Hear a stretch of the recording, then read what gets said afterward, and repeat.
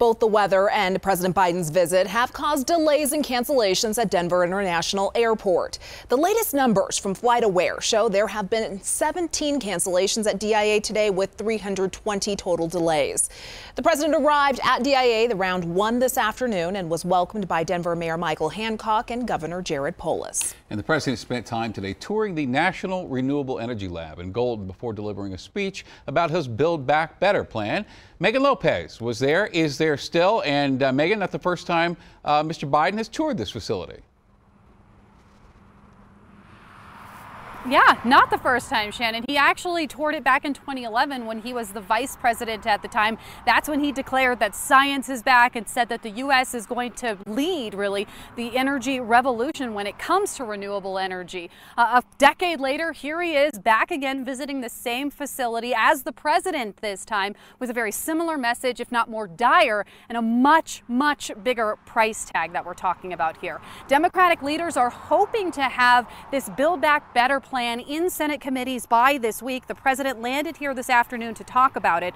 During his speech today, the president spoke at length about the impacts of climate change, saying he visited New York, Louisiana, Idaho, and California and saw everything from the devastation of wildfires to the devastation of flooding. He says extreme weather has cost the U.S. about $99 billion last year alone, and he talked about some renewable energy opportunities like the wind turbines that he toured here today. Something he mentioned was that solar energy prices have dropped by 80% in the last decade. And while that is true, some fact checking for you, the prices have risen in the past year by 18% because of the rising cost of raw materials like polysilicon. Still, the president said the U.S. doesn't have another 10 years to wait to act. We have to invest in being more resilient because of the impacts of climate. The climate change is occurring today, not next year, not 10 years from now. We have to make the investments that are going to slow our contributions to climate change today, not tomorrow. And here's the good news. Something that is caused by humans can be solved by humans. All right. Step back a little bit more. He's still Megan, a little bit of perspective, if you could. One of the challenges of this plan is going to be the price tag, so high even some Democrats are flinching at it.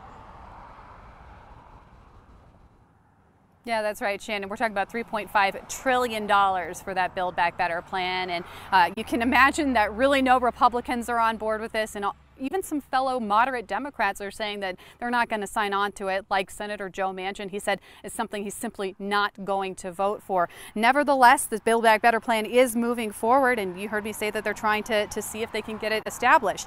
Now, I spoke earlier with a renewable energy expert who says that Colorado's already ahead of the curve when it comes to spending. Susan Nadell with Environmental Entrepreneurs says the state already has 58,000 clean energy jobs, and she says that $3.5 trillion price tag is much less than what it would cost to address future climate catastrophes. You have to look at the cost of continuing to fight fires and all the other disasters that are coming our way compared to the investment to transform our economy to a sustainable, renewable economy. And it will cost far more to keep cleaning up the disasters than it would to invest in a clean economy. It was certainly an interesting backdrop that the president chose today. He's standing near these massive wind turbines in the distance, and even further than that, there's kind of a haze over the mountains that's caused by some of the wildfire smoke that we're seeing. The president just boarded and left on Air Force One. He's heading back to Washington, D.C. after that West Coast tour. Guys? All right, Megan Lopez with the president in Golden. Thanks, Megan. Of course, with a presidential visit, the reaction came in fast and furious within the past hour. Governor Polis said he is confident in the president's plan to address the generational challenge while also creating jobs and growing our economy. Denver 7's Jason Grenauer is in the newsroom with more reaction to the president's speech. As you can imagine, things got political and things got heated, so we will sift through some of the rhetoric for you.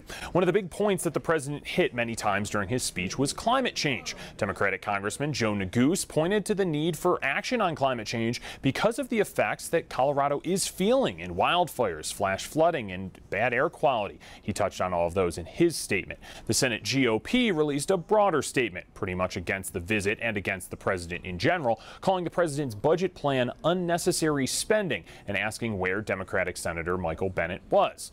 Bennet was actually retweeting Denver 7's coverage of the president's arrival.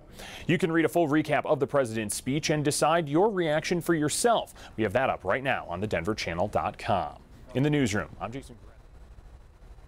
Thank you, Jason. There was also a counter-protest on the road leading into the National Renewable Energy Laboratory. About 200 to 300 pro-Trump protesters held up flags and signs against the vaccine mandate, among other things. All right, let's give you some context about the entirety of the president's Build Back Better plan. It includes three objectives, really: lower costs, cut taxes, and create jobs. The president wants to ensure no middle-class family would pay more than 7% of their income for child care. He plans to offer universal preschool. He wants to lower prescription drug costs by letting Medicare negotiate prices, and he hopes to lower health care costs by adding dental, vision, and hearing coverage to Medicare. The president also wants to lower housing costs, and we have coverage of the entire day of the president's visit for you right now on thedenverchannel.com, including reaction to the president's speech from industry experts on how all this would impact Colorado.